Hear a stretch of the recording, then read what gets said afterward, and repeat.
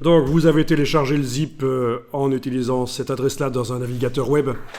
Et le petit zip qui va vous permettre de découvrir normalement comment fonctionnent les variables dans Photoshop. Donc, une fois que vous avez double-cliqué sur le Mac, sur le zip ou sur le PC, vous avez fait clic droit, extraire, vous obtenez donc le dossier ici avec des images qui vont être utilisées par le système de variables de Photoshop. Et le design du modèle Photoshop dans lequel les variables se trouvent en fait.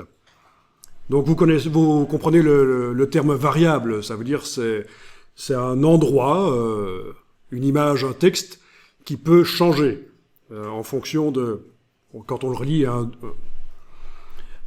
une base de données en quelque sorte.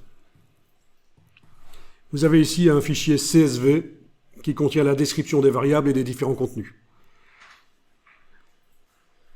Alors, le fichier CSV ici chez moi, quand je double-clique sur lui, il s'ouvre dans le logiciel, le traitement de texte basique du Mac, dans TextEdit.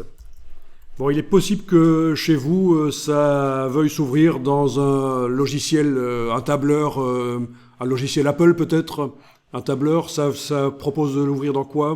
Oui, il s'ouvre dans Adobe Premiere. Dans Adobe Premiere, extraordinaire. Bon, alors voilà ce que vous allez faire. Vous allez, soit il faut faire un clic droit et demander ouvrir avec et préciser quand vous voulez ouvrir avec TextEdit. Donc il y a toute la liste des logiciels qui sont capables d'ouvrir du CSV. Mais ce qu'on va faire aussi, c'est décider qu'une fois pour toutes sur le Mac, les fichiers .csv doivent s'ouvrir dans TextEdit. C'est ce qu'on appelle le réglage du logiciel créateur.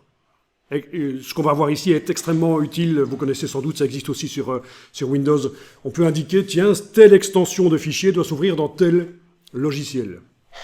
Et pour faire ça, vous faites un command I quand vous avez sélectionné le fichier CSV, là, un command I pour faire lire les informations. Sinon, vous allez dans le menu fichier, lire les informations, fichier, lire les informations. Un clic droit marcherait aussi, enfin voilà, on lit les informations, et si on était sur Windows, ce serait le même principe, sauf que ça s'appelle propriété sur Windows, ça ne s'appelle pas les informations. Et alors ici, vous avez ouvrir avec, et dans la liste des logiciels, vous allez choisir TextEdit. On aurait pu choisir autre chose que TextEdit, mais en fait c'est vraiment un logiciel très intéressant, vous allez aussi le remarquer quand vous allez faire du InDesign, quand vous allez faire de la mise en page, c'est un logiciel qui vous permet de faire des choses intéressantes. Et une fois que vous avez choisi TextEdit, ce sera uniquement pour ce fichier-là, pas pour les autres fichiers CSV que vous auriez sur votre ordinateur. Vous avez juste indiqué que ce fichier-là doit s'ouvrir dans TextEdit. Mais évidemment, pour faire en sorte que tous les fichiers CSV s'ouvrent dans TextEdit, vous allez cliquer sur « Tout modifier ». Voilà. Et ça vous met un message, voulez-vous vraiment modifier tous les documents similaires afin qu'ils s'ouvrent dans l'application TextEdit, et voilà, et vous faites continuer. Et chez moi, c'est déjà fait, mais enfin voilà. Et là, vous avez fait en sorte que tous les fichiers CSV vont s'ouvrir dans TextEdit, ce sera quand même plus facile. Donc maintenant, j'ouvre le fichier CSV.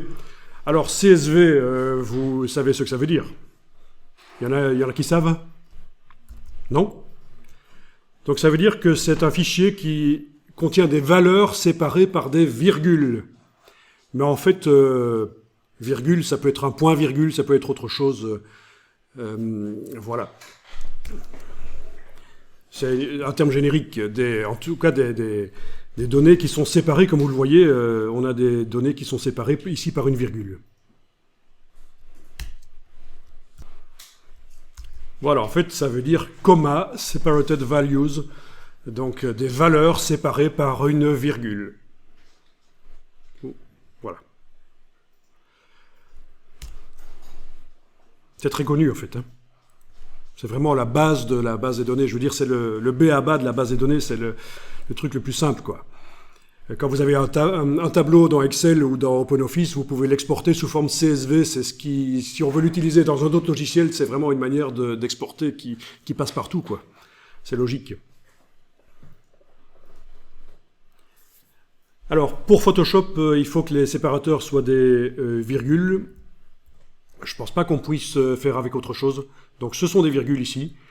Il est possible que si vous ouvrez un tableau dans un tableur comme Excel ou OpenOffice et que vous faites une exportation en CSV, ils vous mettent des points-virgules à la place des virgules, mais ça peut se régler dans les préférences du logiciel.